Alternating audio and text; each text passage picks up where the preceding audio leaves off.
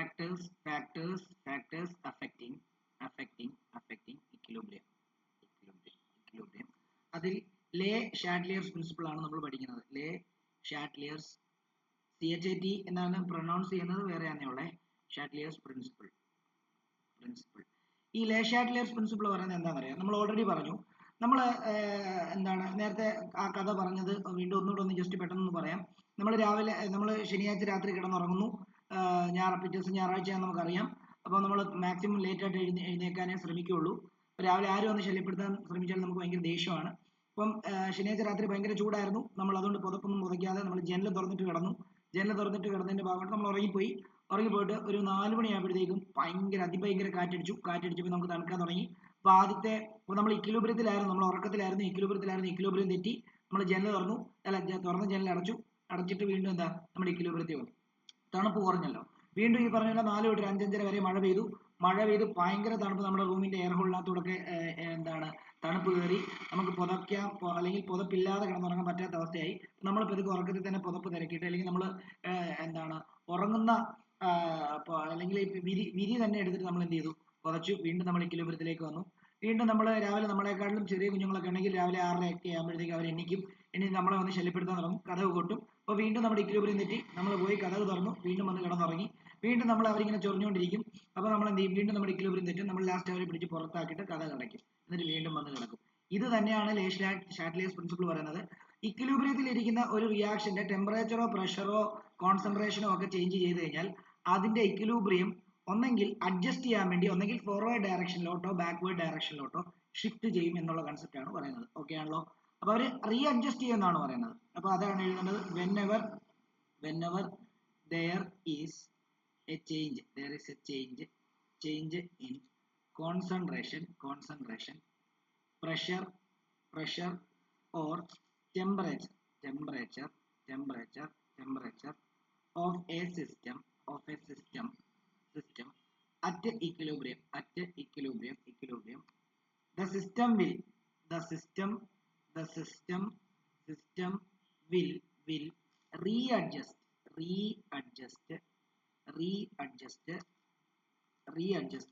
in such a way so as to cancel the effect of that change. The effect of that change. നമ്മൾ ചെയ്ത പോലെ, അതായത് ആദ്യം കാറ്റടിച്ചു, നമുക്ക് തണുത്തു, നമ്മൾ ജനലടച്ചു. അപ്പം ആ ചേഞ്ചിനെ നമ്മൾ എന്ത് ചെയ്തു, ക്യാൻസൽ ചെയ്യാൻ വേണ്ടി നമ്മൾ റീ അഡ്ജസ്റ്റ് ചെയ്തു. വീണ്ടും എയർ ഹോളിനകത്തൂടെ തണുപ്പെല്ലാം കൂടെ കയറി വന്നപ്പോഴത്തേക്ക് നമ്മൾ പുതപ്പെടുത്ത് കുറച്ച് റീ അഡ്ജസ്റ്റ് ചെയ്തു. കതകെ കൊട്ടിയപ്പോൾ കതക് പോയി തുറന്നിട്ട് റീ അഡ്ജസ്റ്റ് ചെയ്തു. നമ്മളെ ചൊറിഞ്ഞുകൊണ്ടിരുന്നപ്പോൾ വീണ്ടും ഈ പറഞ്ഞ പോലെ തന്നെ ആ കുഞ്ഞു കുട്ടിയെ നമ്മൾ എന്ത് ചെയ്തു, പിടിച്ച് വെളിയിൽ കൊണ്ടാക്കിയിട്ട് കഥ അടച്ച് വീണ്ടും വന്ന് കിടന്നുറങ്ങി. മനസ്സിലായോ? അപ്പൊ റീ അഡ്ജസ്റ്റ് ചെയ്യാണ് ചെയ്യുന്നത്. ഇത് തന്നെ റിയാക്ഷൻ നടക്കുവാണെങ്കിൽ എന്ത് സംഭവിക്കും, അതാണ് ലേ ഷാറ്റ്ലിയർസ് പ്രിൻസിപ്പിൾ പറയുന്നത്. ഓക്കെ. അപ്പം ആദ്യം നമുക്ക് പഠിക്കാനുള്ള effect of change in concentration ആണ് പഠിക്കാനുള്ളത്. കോൺസെൻട്രേഷൻ ചേഞ്ച് ചെയ്താൽ എന്ത് സംഭവിക്കും, അത് ഞാനൊരു ട്രിക്ക് വെച്ച് പറഞ്ഞു തരാം. അപ്പോൾ നോക്കിയോ, എഫക്റ്റ് ഒന്നൊന്ന് എഴുതിയിട്ട് effect of change in concentration of reactant and product. റിയാക്റ്റന്റെയും പ്രൊഡക്റ്റിന്റെയും കോൺസെൻട്രേഷൻ ചേഞ്ച് ചെയ്ത് കഴിഞ്ഞാൽ എന്ത് സംഭവിക്കും. അപ്പം ഓർത്തോണം, and increase in concentration of reactant shift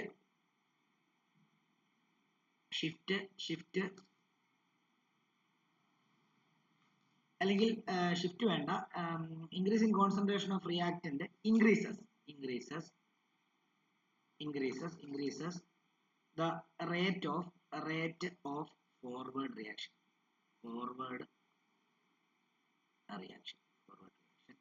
and vice versa എന്ന് പറയുമ്പോൾ തിരിച്ചു. ഡിക്രീസ് ഇൻ കോൺസെൻട്രേഷൻ എന്താണ്, അതായത് increase in concentration forward reaction റേറ്റിനെ ഇൻക്രീസ് ചെയ്യണമെങ്കിൽ decrease in concentration forward reaction റേറ്റിനെ കുറയ്ക്കും എന്നുള്ളതാണ്. അതേപോലെ തന്നെ ഇതൊരു ഡോട്ട് ആണ്, അടുത്ത ഡോട്ട് ഇട്ട് and increase in concentration of product increases the rate of backward reaction.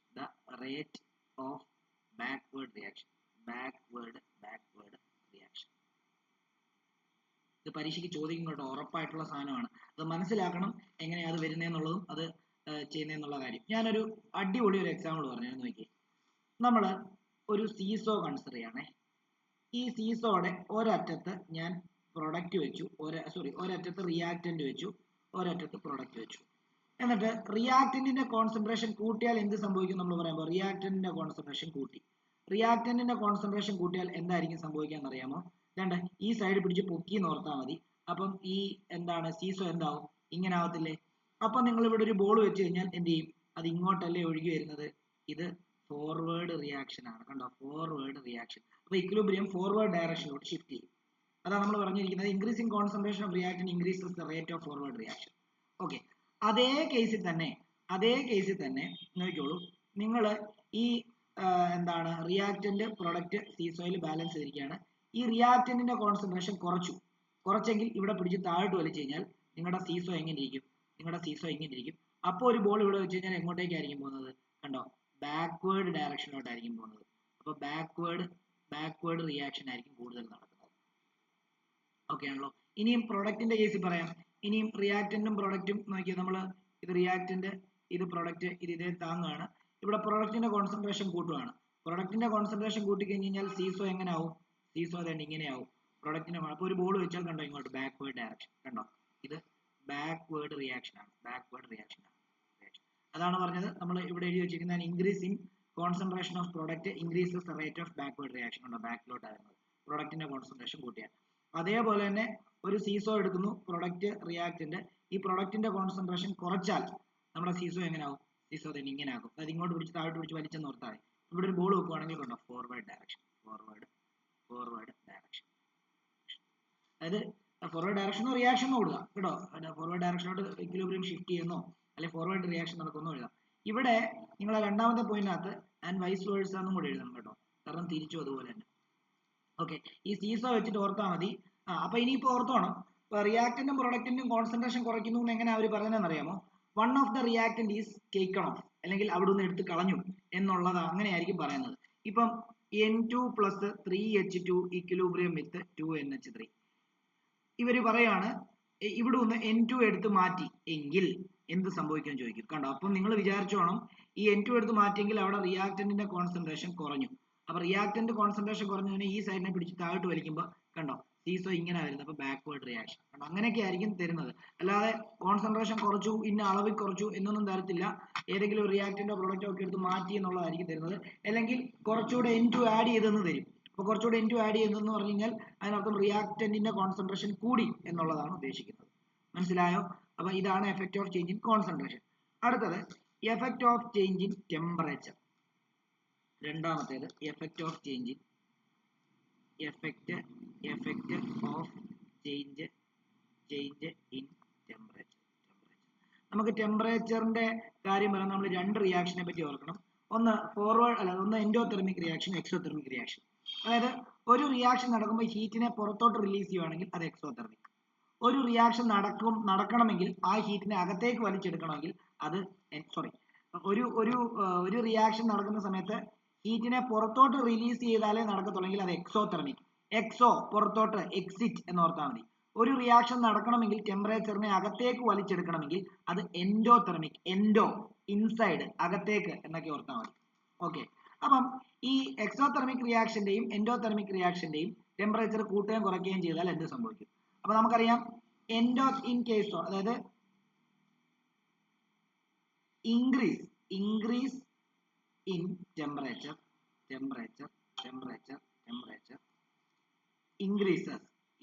increases the rate of forward reaction in case of endothermic reaction. ഒരു എൻഡോതെർമിക് റിയാക്ഷൻ എന്ന് പറയുമ്പോൾ എന്താ? ടെമ്പറേച്ചറിനെ അകത്തോട്ട് വലിച്ചെടുക്കുന്ന റിയാക്ഷൻ. എന്നാൽ മാത്രമേ ആ റിയാക്ഷൻ നടക്കുകയുള്ളൂ. അപ്പം അപ്പം ടെമ്പറേച്ചർ ആവശ്യമായിട്ടുള്ള റിയാക്ഷന് കൂടുതൽ ടെമ്പറേച്ചർ കൊടുത്തു കഴിഞ്ഞാൽ അത് കൂടുതൽ പെട്ടെന്ന് ഫ്രണ്ടിലോട്ട് നടക്കത്തില്ലേ? അപ്പോൾ ഫോർവേഡ് റിയാക്ഷൻ ഇൻക്രീസ് ചെയ്യും. അപ്പൊ തിരിച്ചു നടന്നാലോ, ഒരു എൻഡോതെർമിക് റിയാക്ഷന്റെ ടെമ്പറേച്ചർ കുറച്ചാലോ? അപ്പം എൻഡോതെർമിക് റിയാക്ഷൻ എന്ന് പറയുന്നതേ അകത്തേക്ക് ടെമ്പറേച്ചർ ആവശ്യമായിട്ടുള്ള റിയാക്ഷനാണ്. അങ്ങനെയുള്ള റിയാക്ഷന് നമ്മൾ ടെമ്പറേച്ചർ കൊടുക്കുന്നില്ല, ടെമ്പറേച്ചർ കുറച്ച് കഴിഞ്ഞാൽ എന്ത് ചെയ്യും? അത് ഫോർവേഡ് റിയാക്ഷൻ നടക്കത്തില്ല, ബാക്ക്വേർഡ് റിയാക്ഷൻ ആയിരിക്കും നടക്കുന്നത്. ഓക്കെ ആണല്ലോ? അപ്പൊ ഇവിടെയും ആൻഡ് വൈസ് വേഴ്സ എന്ന് എഴുതിയാൽ മതി, വൈസ് വേഴ്സ എന്ന് എഴുതിയാൽ മതി. അതേപോലെ തന്നെ അടുത്തൊരു കാര്യം കൂടെ എഴുതുക. എക്സോതെർമിക് റിയാക്ഷൻ എന്ന് പറയുമ്പോൾ ഒരു റിയാക്ഷൻ നടക്കണമെങ്കിൽ ടെമ്പറേച്ചർ പുറത്തേക്ക് റിലീസ് ചെയ്യണം. അതായത് ആ റിയാക്ഷൻ ടെമ്പറേച്ചർ എപ്പോഴും കുറഞ്ഞു നിൽക്കണം. എങ്ങനെ കുറയുന്നത്? പുറത്തേക്ക് റിലീസ് ചെയ്ത് ആ റിയാക്ഷൻ ടെമ്പറേച്ചർ കുറയ്ക്കും. അപ്പം അങ്ങനെയുള്ള റിയാക്ഷന്റെ ടെമ്പറേച്ചർ കുറഞ്ഞു നിന്നാൽ മാത്രമേ കൂടുതൽ ഫോർവേഡ് റിയാക്ഷൻ നടക്കത്തുള്ളൂ. അപ്പൊ ഇവിടെ decrease in temperature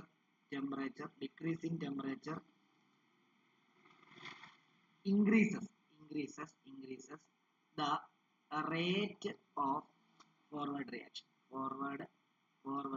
reaction in case of exothermic reaction and vice versa.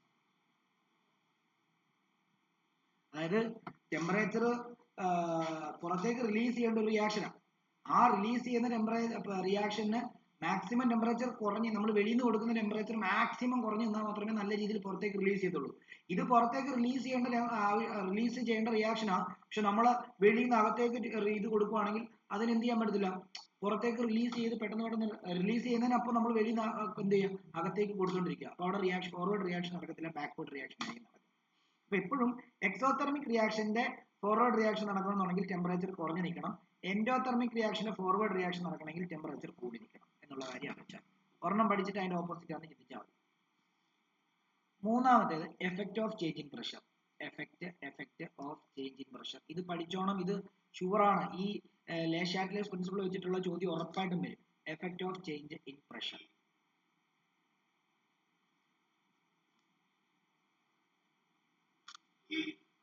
അപ്പം ഇതും ഞാനൊരു ട്രിക്ക് വെച്ചിട്ടാണ് പറയാൻ പോകുന്നത്, നോക്കിക്കോളൂ. അതായത് N2 പ്ലസ് 3H2 gives അല്ല, ഇക്വിലിബ്രിയം ആണ്, ഇക്വിലിബ്രിയം റിയാക്ഷൻ ആണ്, 2NH3. ഈ ഒരു റിയാക്ഷന്റെ ഓവറോൾ പ്രഷർ ഞാൻ എന്ത് ചെയ്യാൻ പോവാ? ഓവറോൾ പ്രഷർ ഞാൻ എന്ത് ചെയ്യാൻ പോവാ? കൂട്ടാൻ പോവാ. ഓക്കെ. അപ്പൊ ഓവറോൾ പ്രഷർ കൂട്ടിയാൽ ഈ റിയാക്ഷൻ ഫോർവേഡ് നടക്കുവോ ബാക്ക്വേർഡ് നടക്കുവോ എന്ന് തീരുമാനിക്കുന്നത് ഇതിന്റെ നമ്പർ ഓഫ് മോൾസ് ആണ്. അതായത് ഇവിടെ നൈട്രജൻ ഒരു മോളേ ഉള്ളൂ. ഇവിടെ ഹൈഡ്രജൻ 3 മോളുണ്ട്. ഓക്കെ. ഇവിടെ NH3 2 മോളേ ഉള്ളൂ. ശരിയല്ലേ? അപ്പൊ ഇവിടെ മൊത്തം 4 മോളുണ്ട്, ഇവിടെ 2 മോളേ ഉള്ളൂ.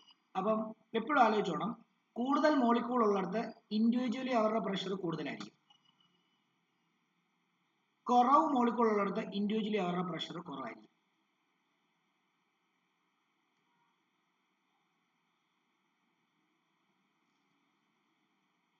ഓക്കെ. അപ്പം മനസ്സിലാക്കേണ്ട ഒരു കാര്യം, അപ്പൊ ഇവിടത്തെ പ്രഷർ കൂടുതലായിരിക്കും, ഇവിടത്തെ പ്രഷർ കുറവായിരിക്കും. അവരുടെ ഇൻഡിവിജ്വൽ പ്രഷറാണ്, നമ്മൾ കൊടുക്കുന്ന പ്രഷർ അല്ല. അതായത് ഒരു ബെഞ്ച് 5 പേര് ഇരിക്കേണ്ട ബെഞ്ചിൽ 7 പേര് ഇരിക്കാൻ ശ്രമിക്കുകയാണെങ്കിൽ ആ ബെഞ്ചിന്റെ പ്രഷർ ഭയങ്കരമായിട്ട് കൂടും. മനസ്സിലായോ? അപ്പോൾ കൂടുതൽ മോളിക്കൂൾ ഉള്ള ഭാഗത്ത് കൂടുതൽ പ്രഷറും കുറവ് മോളിക്കൂൾ ഉള്ള ഭാഗത്ത് കുറവ് പ്രഷറുമാണ് ഇൻഡിവിജ്വലി അതിനുള്ളത്. പക്ഷെ നമ്മൾ ആ പ്രഷർ അല്ല കൂട്ടുന്നത്, നമ്മൾ ഈ റിയാക്ഷന്റെ മൊത്തത്തിലുള്ള പ്രഷർ കൂട്ടിയാൽ എന്ത് സംഭവിക്കുന്നറിയാമോ? ഈ റീഅഡ്ജസ്റ്റ് ചെയ്യാൻ വേണ്ടി ഈ റിയാക്ഷൻ ആ പ്രഷറിനെ കുറയ്ക്കാൻ ശ്രമിക്കും. അപ്പൊ നോക്കി, ഇവിടെ നിന്ന് ഏത് ഡയറക്ഷനിലോട്ട് പോകുമ്പോഴാണ് പ്രഷർ കുറയുന്നത്? വേണ്ട, ഇങ്ങോട്ടേക്ക് പോകുമ്പോഴല്ലേ പ്രഷർ കുറയുന്നത്. അപ്പം ഫോർവേഡ് റിയാക്ഷൻ, അതായത് ഇങ്ങനെയുള്ള റിയാക്ഷന്റെ പ്രഷർ കൂട്ടിയാൽ പ്രഷർ എങ്ങോട്ടേക്കാണോ, അതായത് ആ റിയാക്ഷൻ പ്രഷർ കുറയ്ക്കാൻ ശ്രമിക്കും. അപ്പൊ എങ്ങോട്ടേക്ക് പോകുമ്പോഴാണോ പ്രഷർ കുറയുന്നത് ആ ഡയറക്ഷനിലോട്ടായിരിക്കും റിയാക്ഷൻ നടക്കുക. അതായത്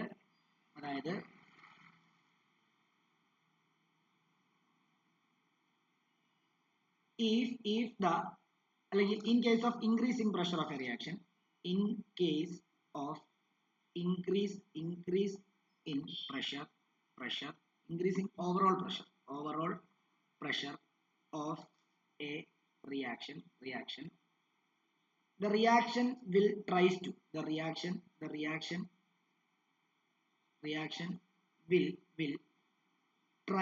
tries to reduce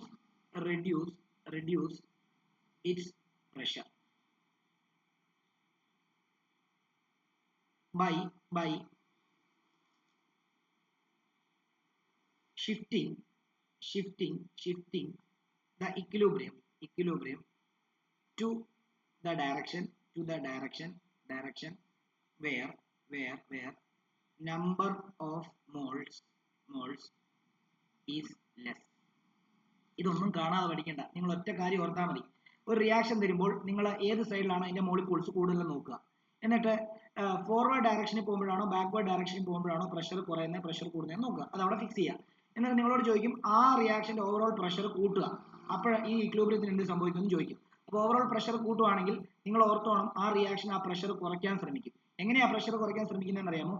ഇപ്പോൾ ഉള്ള ഇക്വിലിബ്രിയത്തിനെ ഏത് ഡയറക്ഷനിലോട്ട് പോകുമ്പോഴാണ് നമ്പർ ഓഫ് മോളിക്യൂൾസ് കുറവുള്ള ഡയറക്ഷനിലോട്ട് മൂവ് ചെയ്തിട്ട്. അപ്പൊ ഇപ്പം ഈ റിയാക്ഷന്റെ നമ്പർ ഓഫ് മോളിക്യൂൾസ് ഇങ്ങോട്ടേക്ക് പോകുമ്പോൾ കുറയുന്നു, നമ്പർ ഓഫ് മോളിക്യൂൾസ് ഇങ്ങോട്ടേക്ക് പോകുമ്പോൾ കൂടുന്നു. അപ്പൊ ഈ റിയാക്ഷന്റെ പ്രഷർ കൂട്ടിയാൽ എന്ത് സംഭവിക്കും ചോദിച്ചു കഴിഞ്ഞാൽ ഈ റിയാക്ഷൻ എന്ത് ചെയ്യും? ഓവറോൾ പ്രഷർ കുറയ്ക്കാൻ ശ്രമിക്കും. കുറയ്ക്കണമെങ്കിൽ ഇത് കണ്ടോ, ഇത് ഫോർവേഡ് ഡയറക്ഷനിലോട്ട് മൂവ് ചെയ്യണം. ഇനി ഈ റിയാക്ഷന്റെ പ്രഷർ കുറച്ചാലോ എന്ത് ചെയ്യും? ഇവര് പ്രഷർ കൂട്ടാനായിട്ട് ശ്രമിക്കണമെങ്കിൽ നമ്പർ ഓഫ് മോളിക്യൂൾസ് കൂടുതലുള്ള ഭാഗത്തേക്ക് മൂവ് ചെയ്യണം ഇക്വിലിബ്രിയം. അപ്പൊ ആ കേസിൽ എന്താണ്? ബാക്ക്വേർഡ് ഡയറക്ഷനിലോട്ടായിരിക്കും.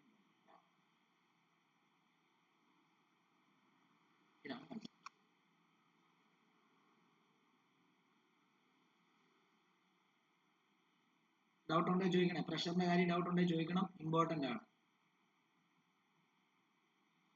പിന്നെ വേറൊരു കാര്യം കൂടെ പറയാൻ മറന്നുപോയി. ഈ ടെമ്പറേച്ചറിന്റെ കേസിലെ എൻഡോതെർമിക് ആണോ എക്സോതെർമിക് ആണോ എന്ന് തരുന്നത്, ഇപ്പൊ ഒരു റിയാക്ഷൻ തന്നിട്ട് അതിന്റെ സൈഡിൽ ഇപ്പം ഇത് തന്നെ തരാം, N2 + 3H2 ഇക്വിലിബ്രിയം വിത്ത് 2NH2 തരും, 2NH3 തരും. എന്നിട്ട് ഡെൽറ്റ എച്ചിന്റെ ഒരു വാല്യൂ കൂടെ തരും. Delta H equal to -92.38 kilo joule per mole ആണ്. ഡെൽറ്റ എച്ചിന്റെ വാല്യൂ നെഗറ്റീവ് ആണെങ്കിൽ അത് എക്സോതെർമിക് റിയാക്ഷൻ ആണ്, അല്ലാതെ എക്സോതെർമിക് റിയാക്ഷൻ ആണ് തരില്ല. അതേപോലെ ഡെൽറ്റ എച്ചിന്റെ വാല്യൂ പോസിറ്റീവ് ആണെങ്കിൽ അത് എൻഡോതെർമിക് ആണ്.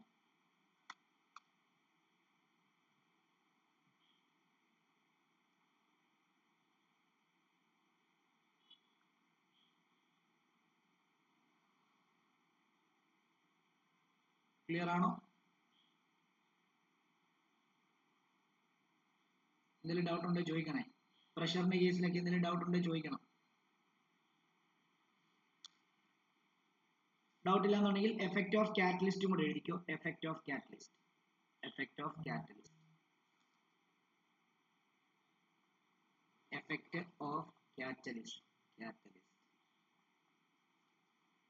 ഓഫ് കാറ്റലിസ്റ്റ് എന്ന് പറയുമ്പോൾ കാറ്റലിസ്റ്റിന് ശരിക്കും ഈ ഇക്വിലിബ്രിയത്തിനെ ഷിഫ്റ്റ് ചെയ്യാൻ പറ്റത്തില്ല, പക്ഷേ ഇക്വിലിബ്രിയം എത്തിക്കാൻ വേണ്ടി പെട്ടെന്ന് റിയാക്ഷൻ നടത്താൻ പറ്റും.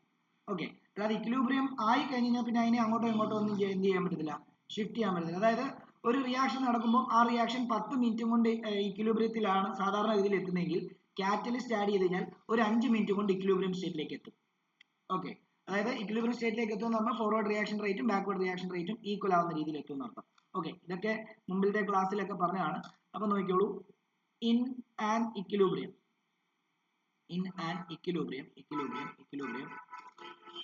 a catalyst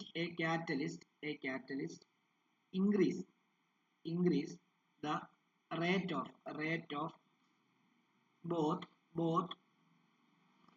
forward and backward reaction simultaneously.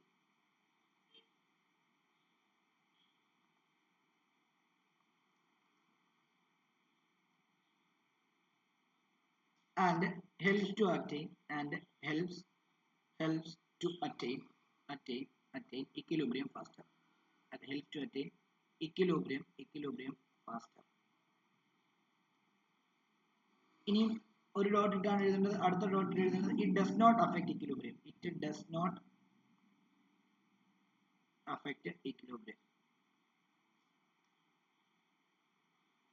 ഇനി 2-3 ഈ കാറ്റലിസ്റ്റിന്റെ പേര് ചിലപ്പോൾ ഈ ഭാഗത്തുനിന്ന് ചോദിക്കാറുണ്ട്. അതായത് ഹേബർ പ്രോസസ്, അതായത് മാനുഫാക്ചർ ഓഫ് അമോണിയ, അതിന്റെയാണ് ഹേബർ പ്രോസസ്. അത് ഒന്ന് എഴുതിക്കുക. അതായത് ഹേബർ പ്രോസസ് അത് അമോണിയയുടെ മാനുഫാക്ചർ ആണ്. അമോണിയയുടെ മാനുഫാക്ചർ ആണ്. അവിടെ ഉപയോഗിക്കുന്ന കാറ്റലിസ്റ്റ് എന്ന് പറയുന്നത് അയൺ ആണ്. ഒന്ന് ഓർത്ത് വെച്ചോണ്ട് പരീക്ഷയ്ക്ക് ഒരു പ്രാവശ്യം ചോദിച്ചുകൊണ്ട് തരുവാണേ. അതേപോലെ കോണ്ടാക്ട് അതായത് സൾഫ്യൂരിക് ആസിഡ് ഉണ്ടാക്കുന്ന പ്രോസസ്സാണ്. കോണ്ടാക്ട് പ്രോസസ് ഉണ്ടാക്കുന്നത് സൾഫ്യൂരിക് ആസിഡ് ആണ്. അവിടെ യൂസ് ചെയ്യുന്നത് വനേഡിയം പെന്റോക്സൈഡ് ആണ്, V2O5 ആണ്. ഇതൊന്ന് ഓർത്ത് വെച്ചേക്കാം.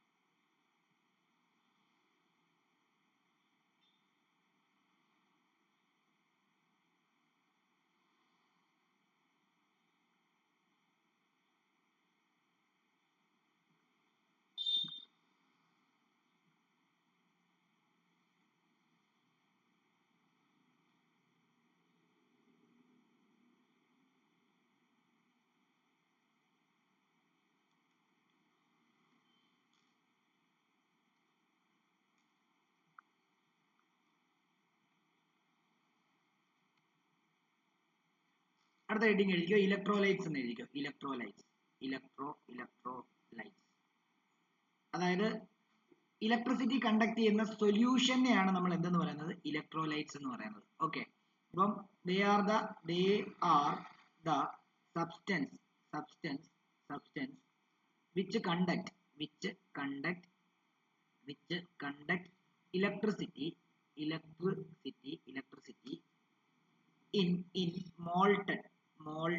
molten state and in aqueous state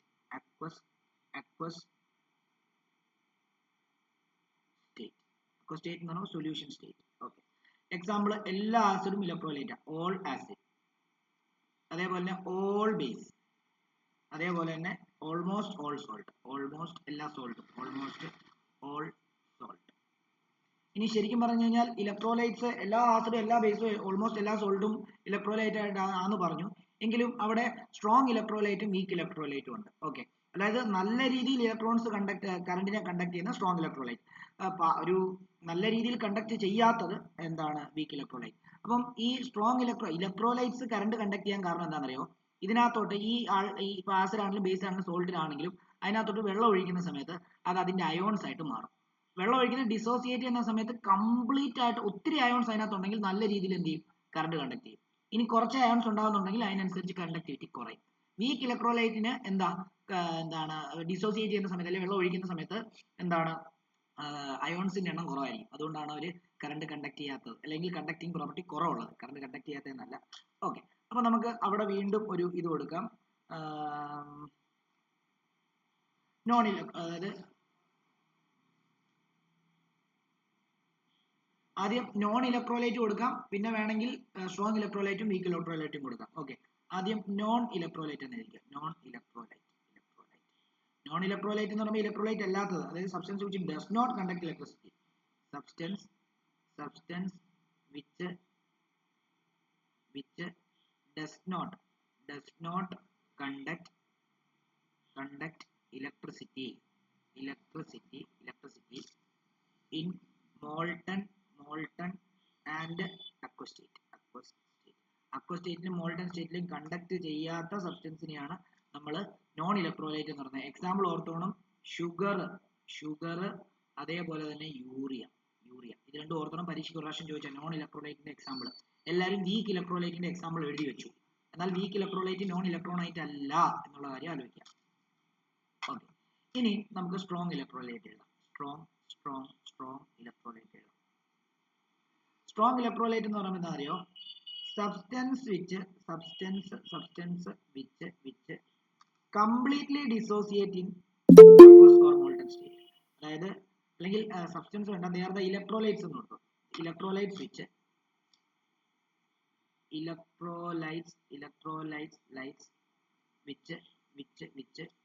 dissociate almost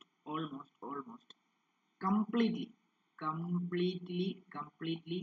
in എന്താണ് aqueous solution. aqueous solution complete ആയിട്ട് എന്ത് ചെയ്യും, ഡിസോസിയേറ്റ് ആവും. ഇപ്പം ഒരു ഉദാഹരണം പറയുകയാണെങ്കിൽ HCl ഒരു സ്ട്രോങ് ഇലക്ട്രോലൈറ്റ് ആണ്. നിങ്ങളൊരു 100 HCl എടുത്തിട്ട് അതിനകത്ത് വെള്ളം കലക്കി കഴിഞ്ഞ് കഴിഞ്ഞാൽ അത് 100 H+ ആയിട്ടും 100 Cl- ആയിട്ട് മാറും. കണ്ടോ, അപ്പൊ ഇത് മൊത്തം മോളിക്യൂളും അയോൺസ് ആയിട്ട് മാറി. അപ്പൊ ഇതിന്റെ ഡിസോസിയേറ്റഡ് ആയിട്ടുള്ള പാത്രം നിങ്ങൾ നോക്കി കഴിഞ്ഞാൽ അതിനകത്ത് അയോൺസ് മാത്രമേ കാണത്തുള്ളൂ. ഓക്കെ. ഇപ്പം എക്സാമ്പിൾ വേണമെങ്കിൽ എന്താണ് ആസിഡ്സ് സ്ട്രോങ് ആസിഡ്സ് എല്ലാം എന്താ സ്ട്രോങ് ആസിഡ്സ് എല്ലാം സ്ട്രോങ് ഇലക്ട്രോലൈറ്റ്, അതായത് strong acids like HCl H2SO4 HNO3. അതേപോലെ തന്നെ സ്ട്രോങ് ബേസസ് ലൈക്ക് NaOH അതേപോലെ തന്നെ എന്താ HCl H2SO4 HNO3 NaOH അതേപോലെ തന്നെ KOH വീക്ക് ബേസ് ആണ്. ഓക്കെ. ഇനി സോൾട്ടില് എന്താണ് സോൾട്സ് ലൈക്ക് NaCl അതേപോലെ തന്നെ KCl എക്സെട്ര. ഓക്കെ. ഇവരെല്ലാം സ്ട്രോങ് ഇലക്ട്രോലൈറ്റ്, കംപ്ലീറ്റ് ഡിസോസിയേഷൻ ആണ്. എന്നാൽ വീക്ക് ഇലക്ട്രോലൈറ്റും കൂടെ എഴുതിക്കും, അതുകൂടെ കഴിഞ്ഞിട്ട് നിർത്താം. വീക്ക് ഇലക്ട്രോലൈറ്റ് എന്ന് പറഞ്ഞാൽ എന്താണെന്നറിയോ? ഇലക്ട്രോലൈറ്റ് എന്താണെന്നറിയാമോ? Electrolyte which partially dissociate in എന്താണ് ഇൻ aqueous solution. ഓക്കെ ആണല്ലോ. അത് നമുക്ക് അത് വീക്ക് ആസിഡ് അല്ല. അതായത് ഉദാഹരണം പറയുകയാണെങ്കിൽ ഇപ്പം ഒരു വീക്ക് ആസിഡ് എടുക്കുകയാണ്, അതായത് ഒരു 100 CH3COOH ഒരു വീക്ക് ആസിഡ് എടുക്കുകയാണെങ്കിൽ അക്വസ് സ്റ്റേറ്റിൽ അതൊരു 50 CH3COO മൈനസ് അയോണും 50 H+ അയോൺസും ഉണ്ടാകത്തുള്ളൂ. ബാക്കി 50 മോളിക്കൂൾ, 100 50 എണ്ണം മാത്രമേ അയോൺസ് ആയിട്ടുള്ളൂ, ബാക്കി 50 എണ്ണം മോളിക്കൂൾ ഫോമിൽ തന്നെ അതിനകത്ത് കിടക്കും. അപ്പം വീക്ക് ഇലക്ട്രോലൈറ്റിനകത്തെ കോൺസ്റ്റിറ്റ്യൂവന്റ് പാർട്ടിക്കിൾസ് എന്തൊക്കെയാണെന്ന് ചോദിച്ച് ക്വസ്റ്റ്യൻ ചോദിക്കാറുണ്ട് 1 മാർക്കിന്. അപ്പൊ അതിനകത്ത് അയോൺസും ഉണ്ടാവും മോളിക്യൂൾസും ഉണ്ടാവും. ഓക്കെ. അപ്പം ഇവിടെ വീക്ക് ആസിഡ്സ് എല്ലാം വീക്ക് ഇലക്ട്രോലൈറ്റ് ആണ്. വീക്ക് ആസിഡ്സ് ലൈക്ക് CH3COOH അതേപോലെ HCOOH ഇതെല്ലാം എന്താണ് വീക്ക് ആസിഡ്. അതേപോലെ H2CO3 ഇതെല്ലാം വീക്ക് ആസിഡ്സ് അല്ലെങ്കിൽ വീക്ക് ഇലക്ട്രോലൈറ്റ് ആണ്. അതേപോലെ വീക്ക് ബേസുകളും എന്താണ് എന്ത് തന്നെയാണ് വീക്ക് ഇലക്ട്രോലൈറ്റ് ആണ്. നമുക്ക് NH4OH അല്ലെങ്കിൽ CaOH ട്വൈസോ ഇവരെല്ലാം എന്താണ് വീക്ക് ബേസ് ആണ്. ഇനി സോൾട്ടിന്റെ കേസിൽ സോൾട്ട് ലൈക്ക് CaCl2 MgCl2 ഇവരെല്ലാം എന്താണ് വീക്ക് ബേസ് ആണ്.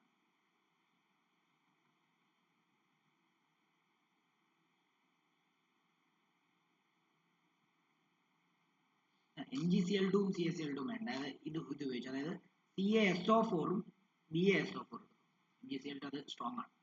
CaSO4 ഉം അതേപോലെ BaSO4